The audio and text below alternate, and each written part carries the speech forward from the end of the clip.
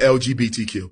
And I'm not against no homosexual or no lesbian. I love all African people, but I reserve the right to disagree with any lifestyle that threatens the survival of the traditional African family. LGBTQ is the new birth control pill. Why do I say that?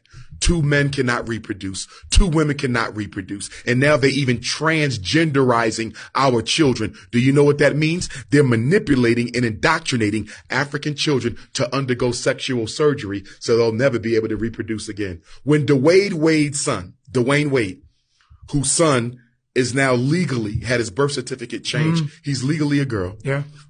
Hormone therapy. When he gets 30 years old and looks in the mirror and says, you know what? I don't like living like this no more.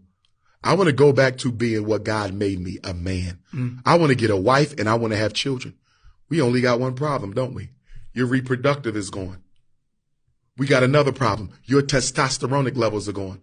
Your ability to produce healthy seed is gone. There is no going back. We are not looking at this LGBTQ thing the way we should be looking at it. It is birth control and racial extermination. Why you think Kamala Harris is traveling throughout Africa, trying to convince African countries to legalize gay marriage? Why does America care how Africa chooses to run its society? What do you care about marriage in Africa?